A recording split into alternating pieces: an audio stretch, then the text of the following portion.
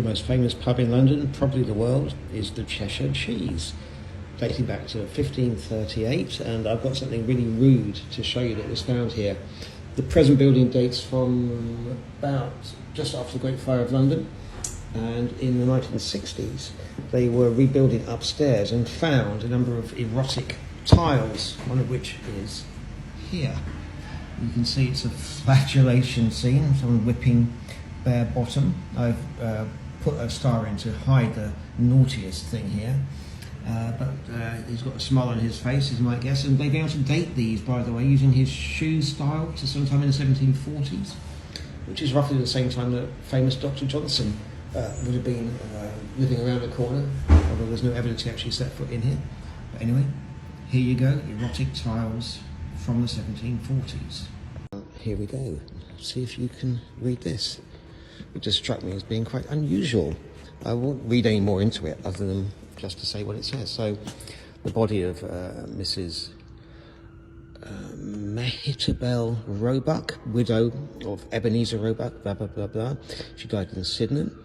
Also, in the same vault is the body of her most beloved friend, Mrs. Anne Wilson, wife of William Wilson of this parish, etc., etc. So I don't know how usual it is for someone to be buried with their friend as opposed to their husband or wife, whatever.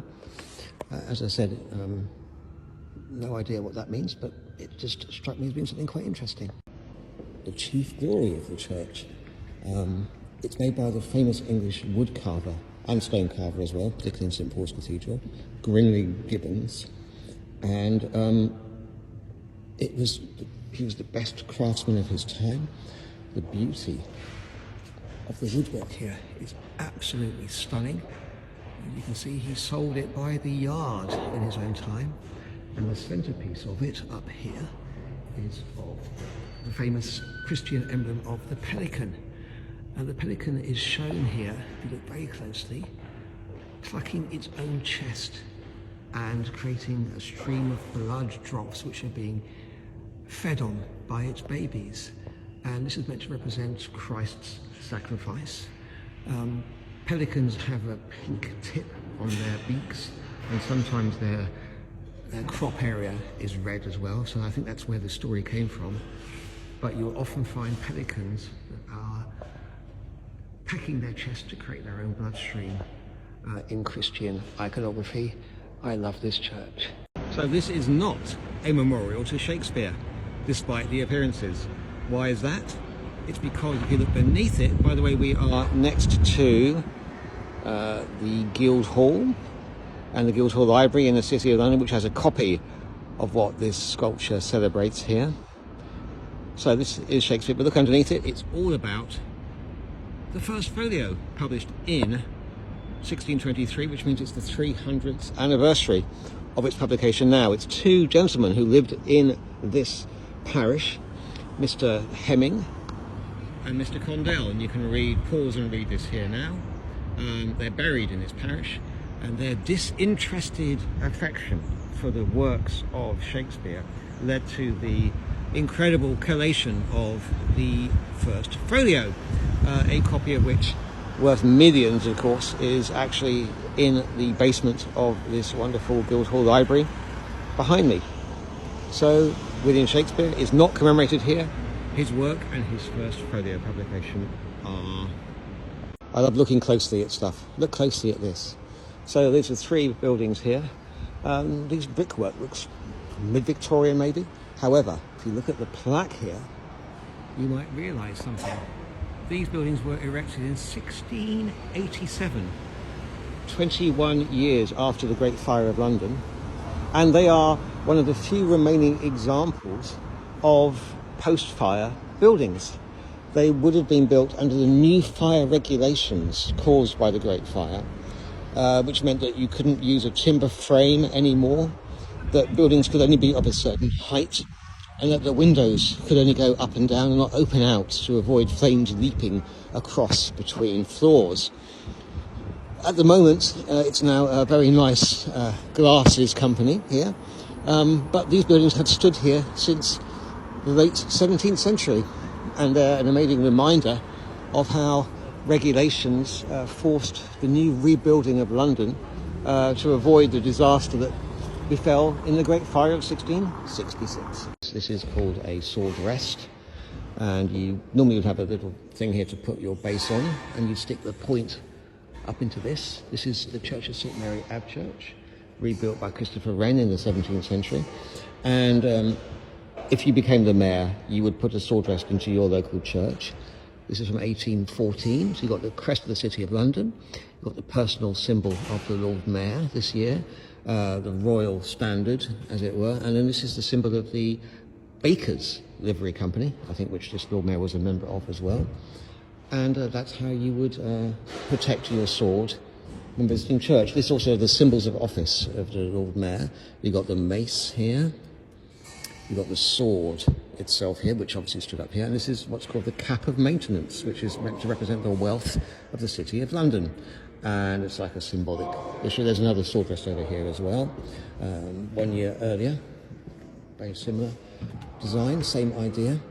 But I love this church, and I'm guiding here today. It's totally empty. We've had no visitors because of the rail strike. This lower pair of paintings tell a story. They're by William Hogarth, the genius 18th century painter. So this is called A House of Cards. And what you see here is that this little girl is indeed making a house of cards, but she has drawn the Ace of Spades, the death card. And it's a scene with a little dog carrying a stick, etc., etc. It's a mourning scene. Now, let's move across to see what happens later in the day. Well, first of all, there are 5 figures here, 2 boys and 3 girls, plus the dog. The next painting, called A Children's Tea Party, is the same group, but it's the evening. And first of all, you'll notice that the older boy is missing. Maybe this little urn here is his memorial. Perhaps he's died in the meantime, because the house of cards has also been destroyed. It's gone. The little dog has turned over the table, and they appear to be upset or mourning something. So Hogarth was always into his stories, and this is a slightly earlier one than, say, the Rake's Progress. Absolutely fascinating. He was about 30 or so when he made this painting, and they're in the Cardiff Museum of Wales. This is one of the largest paintings in the country, and certainly here in the Guildhall Art Gallery, where I have been guiding today. As usual, the gallery is empty because no one ever comes here, sadly. Anyway, this is called The Defeat of the Floating Batteries of Gibraltar, 1782, painted by an American artist called John Singleton Copley, and it depicts the night after the failed invasion by the Spanish ships of the island of Gibraltar. Gibraltar is strategically important. It commands the straits between the Mediterranean and the Atlantic, and if you control it, you control the fleets passing by, and Britain ruled the wave at this point. But the Americans in the War of Independence had significantly depleted the British forces around the world, and therefore the Spanish thought this was a golden opportunity to retake Gibraltar, which had been ceded to the British in about 1715 or thereabouts. And they created a new type of technology, which is called the floating batteries, which are these boats over here. They double thickened one side of the hull, they double cannoned it and left no cannons on the other side, and they towed these out to face the British hot potatoes, which were the cannons that the British used to double heat the shot into, which meant that they could destroy and set fire to any boats that dared attack them. They besieged it for 3 years, and this was their final throw of the dice. Sadly, the British had spies inside the dockyards and worked out how to defeat these floating batteries. They double heated the cannonball to twice the normal temperature in their furnaces before firing them, which meant that though they'd double thickened the hulls, they'd ran wet sand through them and pipes with salt water to deflect and stop attacking with fire. The boats, it didn't work, and the boats caught alight and blew up with huge firepower. This is the morning after the battle, as it were. And you can see here the British general in his munificence is gesturing towards the small boats that he sent across to save the poor stricken Spanish and French sailors. In the background you can see the tents that they had been camping in with to wait the invasion. The artist Copley was American, but he actually sympathised with the British and he lived here the rest of his life, so he supported the British against the Americans, whereas the City of London itself, where we are now, actually supported the Americans generally in the American War of Independence. John Wilkes, famous radical politician, was funded by the Americans in his election campaigns, and he was influential in the creation of the First Amendment to the American Constitution. So we have a double meaning here. Anyway, we're just touching the surface of this painting. By the way, the artist bankrupted himself travelling around Europe painting the individuals in the pictures. This particular soldier here, as you can see, has a fallen face, which suggests he was suffering from Bell's palsy or maybe from a stroke, but it shows the accuracy with which the artist depicted all of the troops in this rather wonderful painting. And the gallery was actually built to accommodate this painting. The painting was wrapped up and taken away just weeks before the original gallery was destroyed in the Second World War during the Blitz. And it's one of the chief treasures if you visit the nearly always empty Guildhall Art Gallery. At the corner of Wood Street, when daylight appears, hangs a thrush that sings loud. It has sung for 3 years. Poor Susan has passed by the spot and has heard, in the silence of morning, the song of the bird. This is an ancient tree, and the poem is by William Wordsworth. It's from his lyrical ballads published in 1797, and it's all about a young girl called Susan. The poem's called The Reverie of Poor Susan. She's a country girl working as a maid in this street. Walking out one morning, she suddenly hears the sound of a thrush hanging in the tree and is transported back to her idyllic childhood. She then dreams of trees, greenery, rivers, the lush, verdant, untainted freedoms of the countryside. And she's taken away from the filth, degradation, squalor and misery of working in the City of London. And this tree still stands, although some unpoetic people claim it's much younger than something that would have been planted and growing in 1797, but I'm not one of those unromantic people. As you're travelling around London, have you seen the labyrinths? Here they are. So there's one in each of 270 stations, all different from each other, and they're not mazes, they're labyrinths, which means there's only one way to get through to them.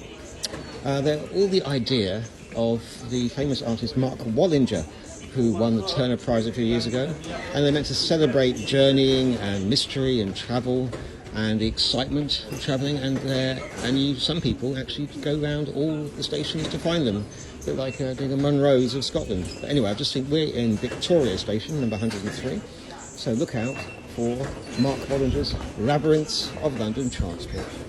I shouldn't get so excited, but there are some incredible exhibits in this natural history section at the Museum of Wales in Cardiff. I'm here for the rugby match this afternoon. This is an iron meteorite. Look how huge it is.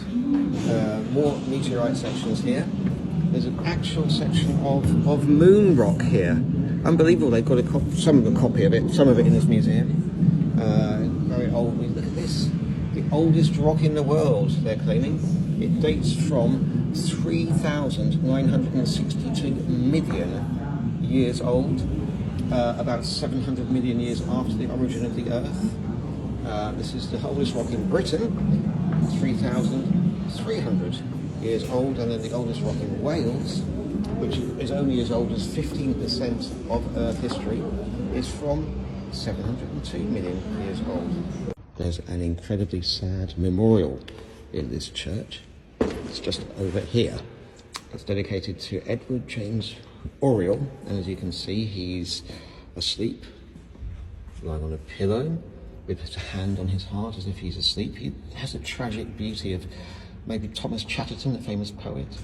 drowned in 1847 when he was just turned 17, and his parents, his father was the rector of this parish and his wife Georgiana, and they dedicated this memorial to him inside the church to be constantly reminded of him every time they saw it. He was their only child as well. Very, very sad indeed. This is the baker's procession. No, it's the butcher's procession. Every year they march through the streets of London with a ceremonial pig's head. All the masters of all the other livery companies, or quite a few of them anyway, are accompanying them. I think the Lord Mayor's here too. This is the butcher's company. This is the butcher's, isn't it? Yeah. What's the name of the ceremony? This is the boar's head ceremony. The boar's head ceremony. Fantastic. Well, I'm a stationer myself. Fantastic. The boar's head ceremony. Horrific murders are meant to have taken place in the crypt under this church. Let me tell you the story. So we are in Fleet Street. We're in the church of St Dunstan in the West, founded, as you can see, in 1237. In the 19th century, Victorian times, as you went out the church, there would be a red and white striped barber's pole where now the D.C. Thompson building stands, and in which would have been the barber shop of the infamous demon barber of Fleet Street, a Mr. Sweeney Todd. It was alleged that at number 186 Fleet Street his barber shop sat. You would be sat in his lovely chair, not that one, and as you lean back he would slit your throat, press a button, the chair would drop down into the ground, you'd fall down into the crypt inside the church here, and once you were down there you would be butchered by him and his lover, Mrs. Lovett.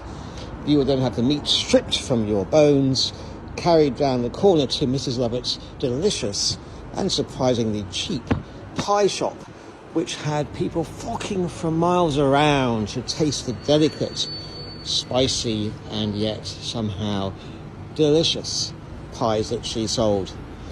Sadly, it's all a complete load of rubbish. There never was a Sweeney Todd, but it's a nice story to tell. A most useless erection in a most inappropriate place. That's what the architect of this building called something right in front of it just down the street, because he hated it contrasting too much with his own style. This Gothic revival masterpiece from the 1880s is the Royal Courts of Justice. It's where, amongst other things, the Agatha Christie trial took place. I sat in it for a day. It's also where Heather Mills failed to win the 125 million that she hoped to get from Paul McCartney and had to settle for 25 million, in response to which she poured a jug of water over Paul McCartney's barrister's head in anger, and the inappropriate sculpture, the useless erection, is just here. Sorry for this bus being in the way, you'll see it in a second.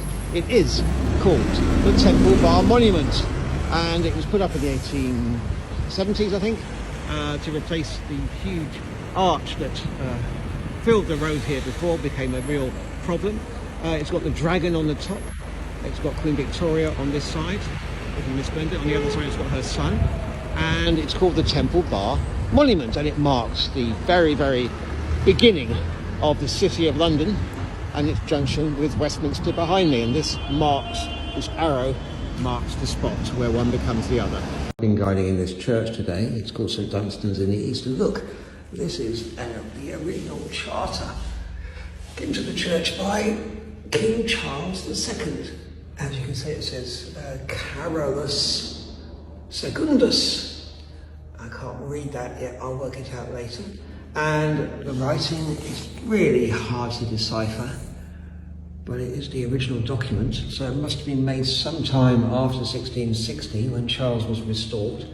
And I think it's the charter that gives this church its bringing back into the control of the monarchy, maybe. There would have been a seal down here as well, with the royal seal on it.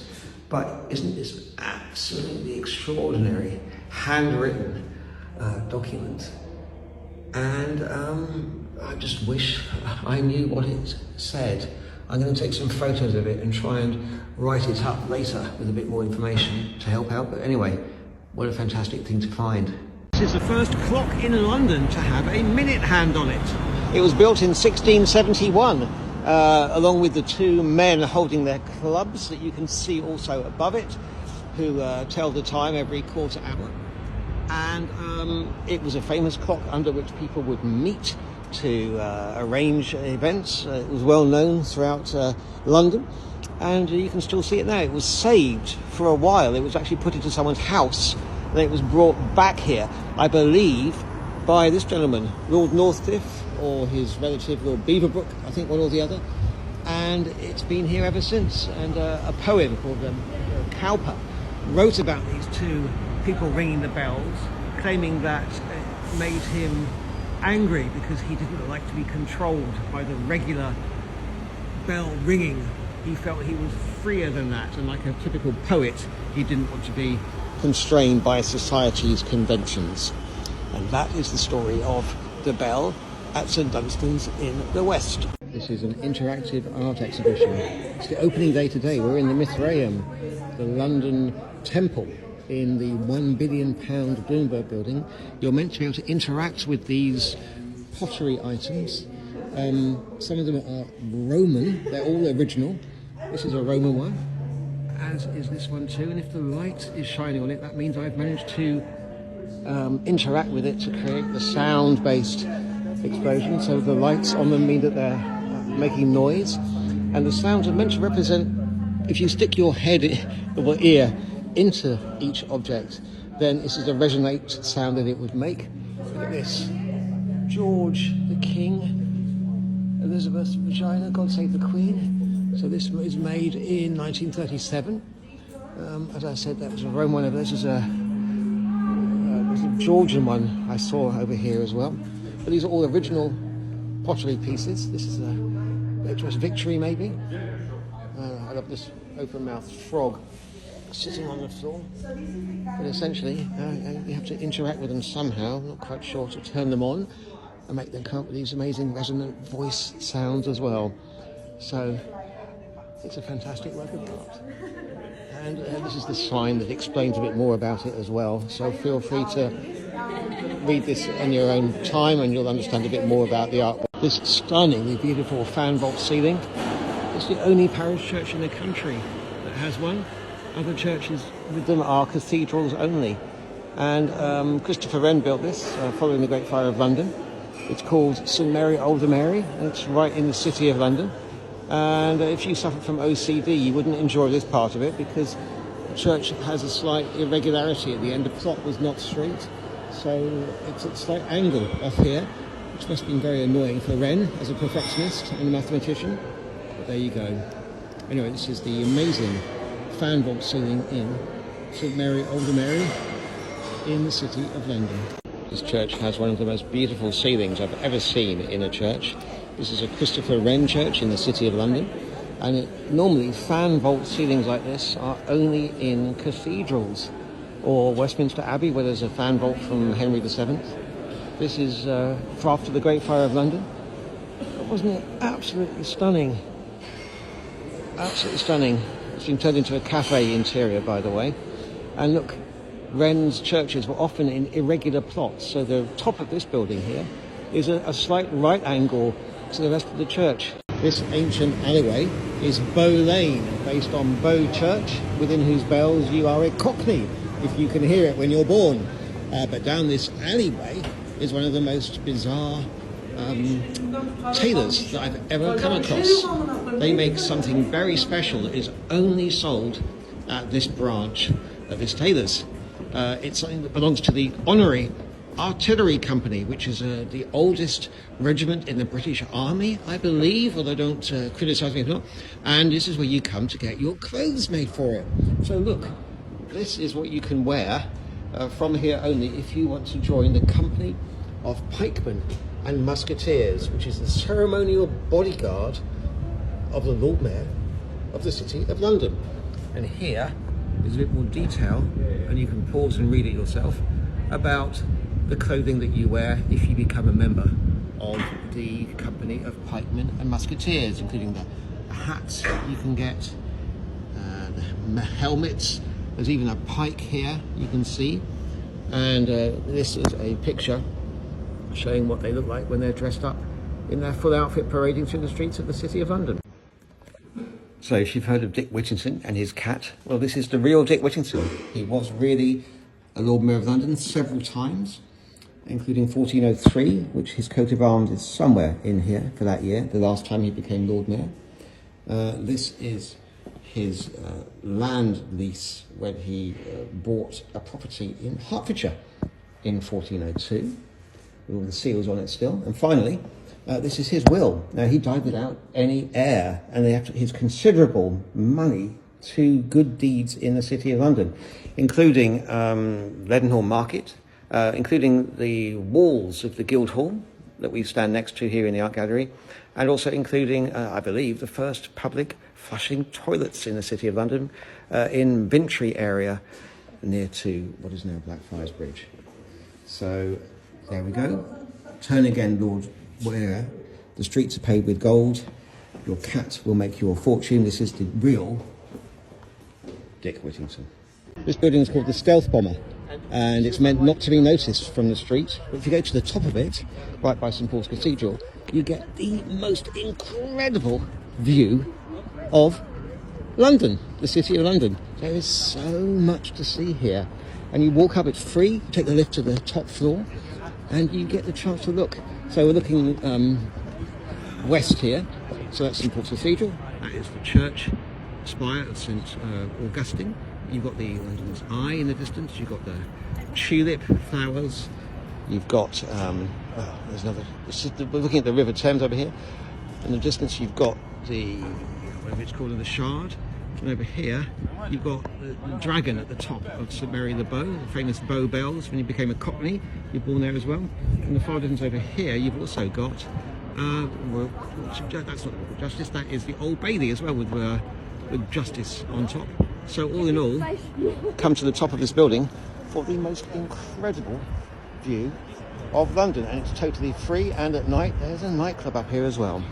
This is number 1 Poultry, voted the ugliest building in London when it was first erected by readers of Time Out magazine. It is a classic example of postmodern architecture, which is a revolt against the austerity of brutalist architecture. It is playful, it is light, polychrome, multiple materials, lots of internal space, not necessarily, straight lines, not even symmetrical. And this is a classic example. By the time it was open, it was already an old-fashioned style, but it's now got the listed status. It has, it used to be the site of an old building called Mappin and Webb, much loved Victorian silver shop, and they've kept the clock from the building, so you can see the M and W showing the old clock that used to be here. Look up, I feel like I'm on the interior of something from Star Trek or Star Wars. It's like, it's amazing high-tech sort of view of London. So there we go. Fabulous.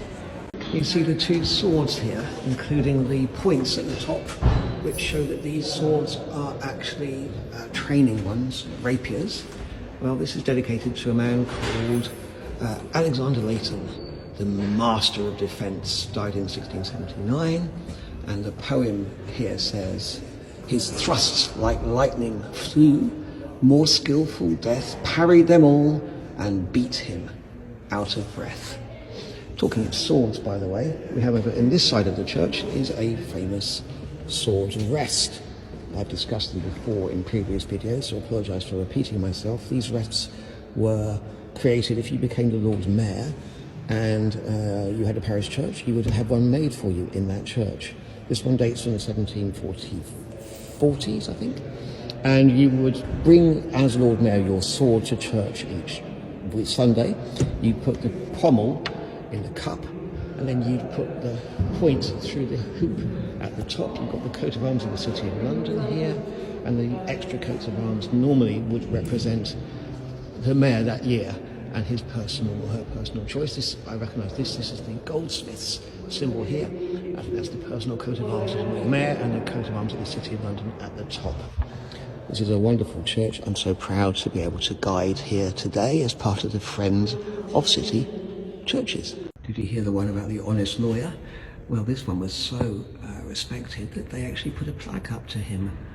Hobson Judkin, the honest solicitor, died in 1812, erected by his clients as a token of gratitude and respect for him. Go, reader, and imitate Hobson Judkin.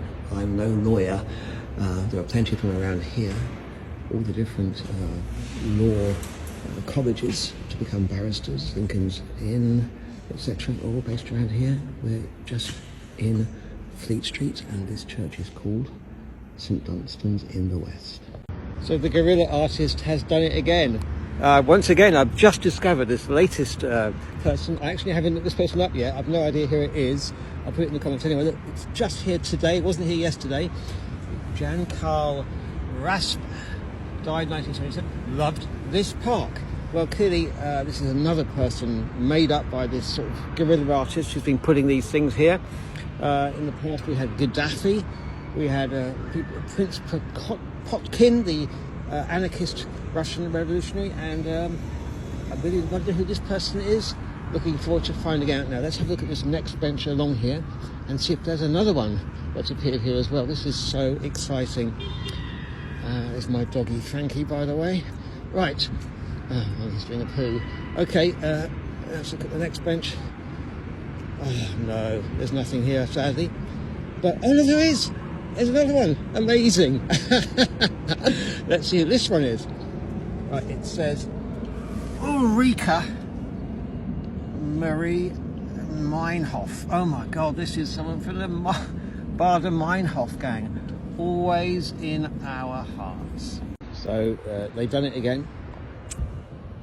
I'm in East Dulwich, and my local park has had another plaque put onto it by this mysterious artist.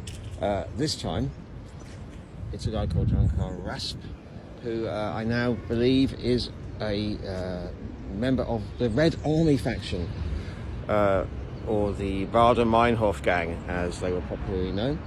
So once again, he'd never visited East Dulwich, let alone London.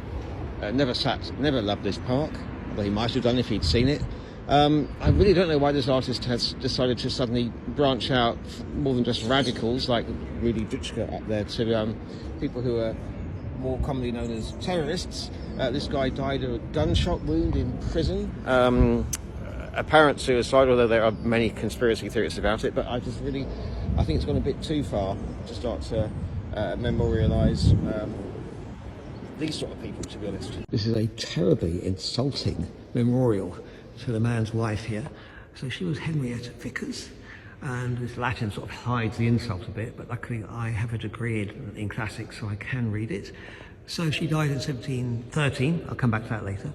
Quae multum pietate parum formosa nitebat, which means that she shone forth in her huge piety, but she had little good looks. So basically he's saying that she was not a looker.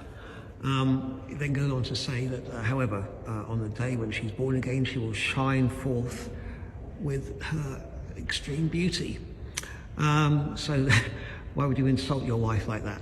God knows. Okay, we're in the Church of St Mary at Hill, which is a Christopher Wren church that is stunning, and I'll record more videos about the church shortly. The final thing I'll say is, however, the date here.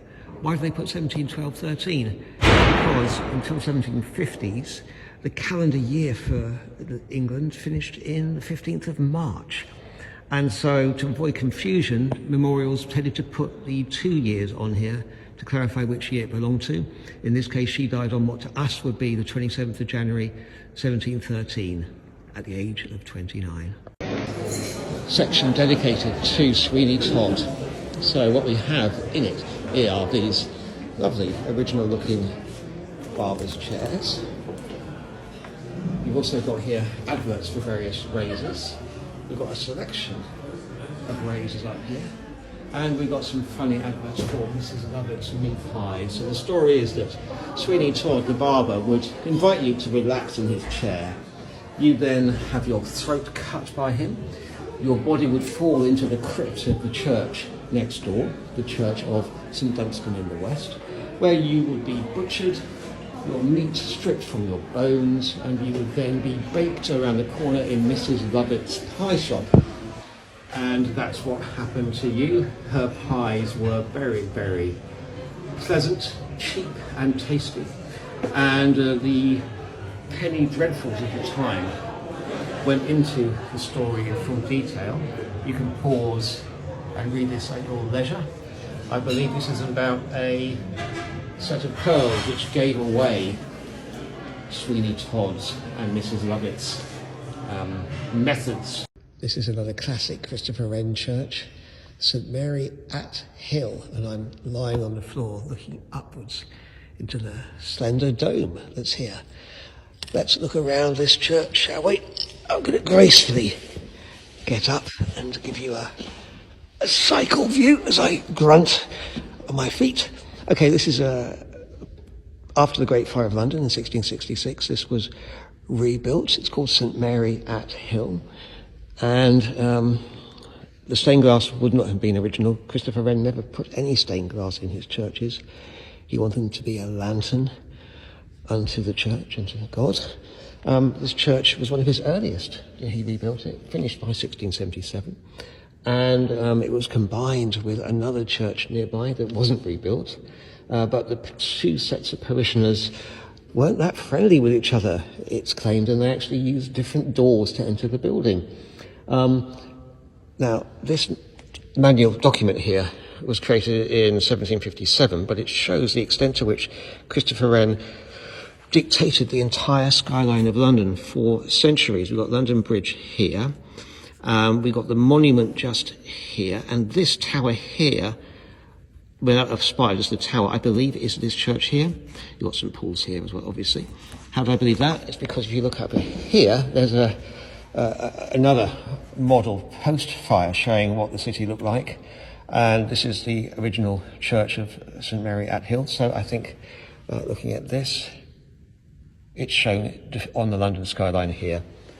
It's a fantastic church, and it's empty, just me here watching it today. This is Cuthbert Featherston, the gentleman usher to Queen Elizabeth I.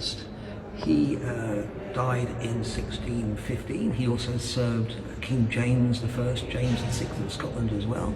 And he, memorial, not looking particularly happy, I have to say, is in this wonderful church which is called St Dunstan in the west, in the city of London.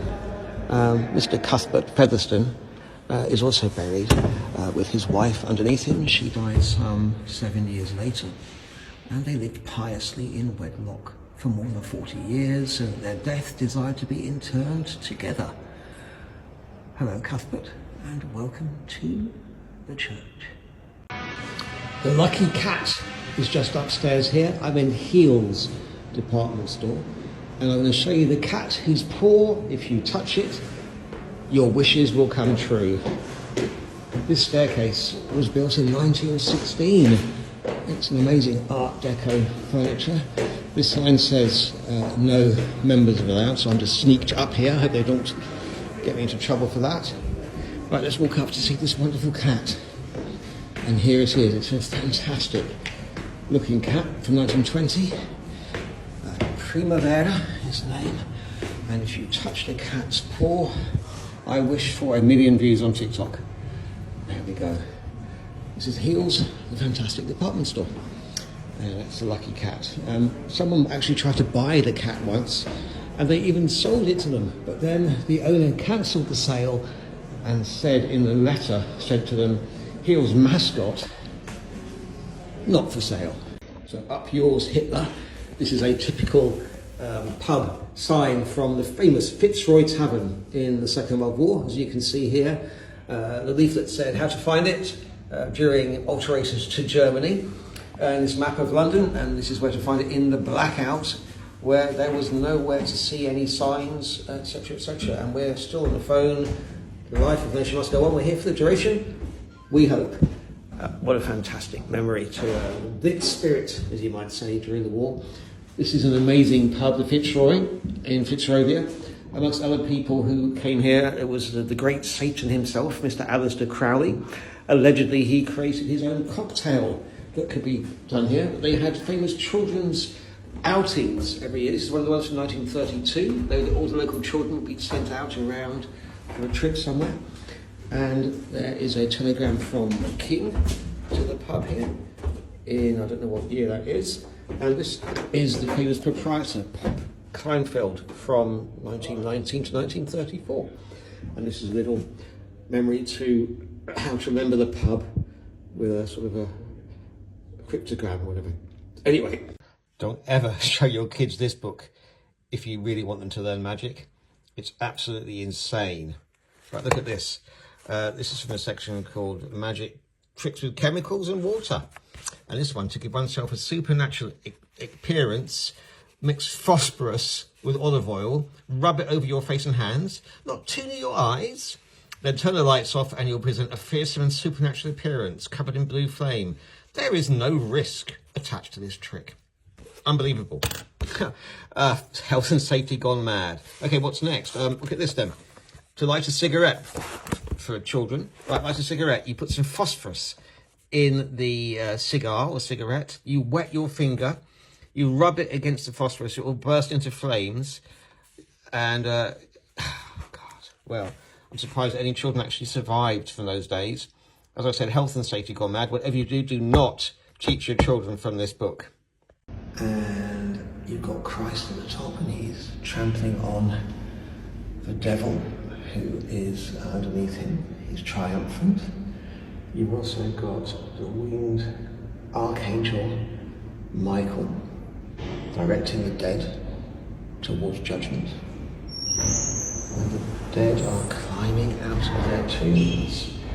All are naked, suggesting that they are equal in death. And this is an oddly sort of positive and optimistic message of hope, really. Contrasting to images of skulls in other churchyards. Maybe this reflects difficult decades that Londoners have been living in, the Civil War, then the execution of Charles, we've got the Great Plague, and then the Great Fire of London. And so perhaps it's trying to tell people that they should continue to have hope for the afterlife. But anyway, it's in the entrance foyer to this remarkable Christopher Wren Church, St Mary at Hill, in the city of London. This is the Necropolis station, the coffin train. Let me tell you the story. 2,000 bodies a year will be taken by special dedicated platforms and trains from the station running 23 miles out of London because London's graveyards were full. Bodies will be piled on top of each other, falling out, etc., etc. So they built a special railway line leaving from here. It had two different railway tracks, one for Protestants and one for everyone else. 3 grades of service. At the other end, by the way, ironically, the station that said spirits served here. And basically, there were a ring, like a jet necklace around London of 7 great monumental cemeteries created in Victorian times. And this is where one of them set off from. Nowadays, it's just called Westminster Bridge House. They've removed the title, which said Necropolis Railway Line on it. But it's an amazing story to still find here, where thousands of bodies will be piled up and taken 25 miles away or thereabouts to be buried outside of the stinking cemeteries of central London. Your body gases would burn for up to 20 minutes if you stuck a pipe through the hole in one of these ancient iron coffins that were created for this church crypt called St Bride's in Fleet Street. So you would have these metal coffins to protect you from the doctors. Otherwise, your body might be dug up while still fresh and used for medical research as late as the 19th century. This is the model for how to protect yourselves. Unfortunately, it was so tightly sealed with the locks on it that your body gases would gather inside it, almost burst from it, and therefore they would have to drill a hole in, stick a little pipe through, set fire to it. And as I said, it would take up to 20 minutes sometimes for the entire set of noxious, horrible exudations from your decomposing body to finally exhaust themselves and allow you to safely open the coffin. This church was really, it's the Roman pavement next door, and it's an incredibly ancient place. And here's more information about saving your body from the body snatchers of the resurrectionists, which also features in Dickens. So I'm here for the worst argument with the builders that ever happened, because it ended with the death of all the gods. Yes, we're here for the Rheingold, the first of the 4 operas in the Ring cycle by Richard Wagner. I'm at the English National Opera, the Colosseum. So it all happens when Wotan, the king of the gods, has asked the giants to build him a new palace, but he's promised them the Freya, who has the apples of the gods that keeps them all alive as a reward. And when they come to get their payment, he refuses. And in the end, he reluctantly gives them her in return for the end of their lives. But then Loki suggests to him that they might get something else to swap for it. And that starts the quest for the cursed ring, held by Alberic, the dwarf, who has stolen it at the beginning of this very opera, the Rheingold, from the Rhine maidens. And that's the end of the story, and it all ends with the death of all the gods. So it looks like a wedding cake. That's because this is the church that inspired the wedding cake. Inspired, get it? Right, this is the church called St. Bride's in Fleet Street. It's 2,000 years old. In the basement there are crypt remains of a Roman pavement, and this is the 8th church on the site. Designed by Christopher Wren after the Great Fire of London in 1666. This is his tallest church spire. All his spires are totally different from each other. There was a local man called Mr. Rich, a baker, who was going to get married. Walking down the street, he thought, how can I make a really unusual new wedding cake? He saw the spire and thought, that's it, I'll use that. So this genuinely is the real spire that, God, inspired old joke again, that created what became the traditional tiered wedding cake. Isn't that amazing? And it's such ironic that it's called St. Bride's as well. That's actually named after St. Bridget, an Irish saint, nothing to do with weddings whatsoever. However, doesn't stand in the way of a good story. And this church is the official church of the printers and the journalists in the City of London, and they often have their memorial services here. Please visit St. Bride's to remember where the wedding cake idea came from. Let's go inside the least changed church of all Christopher Wren's great City of London churches, St. Martin Ludgate. No, I'm not talking about St. Paul's Cathedral, but St. Martin Ludgate. I'm guiding here today. Let's safely get past these buses. Thank you very much, Mr. Driver. No cyclists coming, yes, okay. So I'm a church watcher here today. Right, let's go inside. Up the steps. So much of this church is original, including the famous reredos here, on which is written the Lord's Prayer, amongst other things. That's from the 1670s. These communion rails in oak date from 1680, and to keep people and dogs away from the holy table and to give it proper dignity. That's the instruction for them.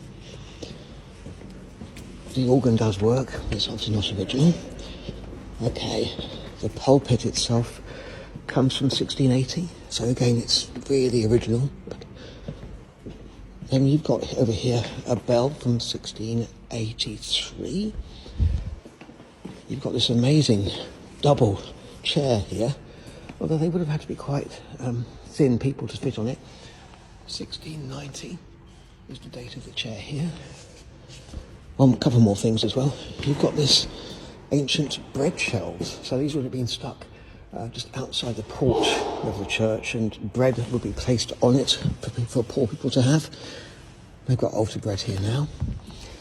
Okay, and then the final thing to talk about is the amazing font at the back here, which has on it an inscription in ancient Greek, which is written backwards and forwards.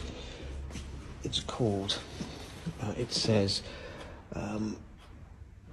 cleanse my sin, not only my face, and it's called a palindrome, so it reads backwards and forwards.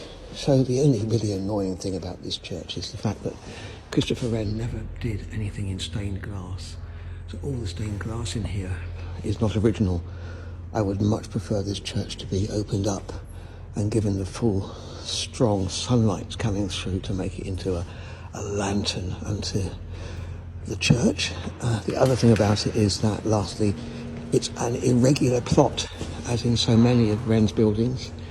The ground on which it stood was not square because of the buildings built all around it, so he had to keep it maintained in that area, which, given that he was a mathematician, I think would have annoyed him rather.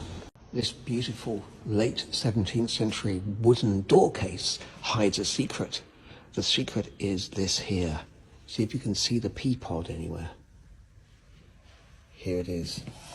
So the famous carver Grinling Gibbons would put a pea pod into his works, either closed or open. If open, he was happy with the client. If closed, he was not.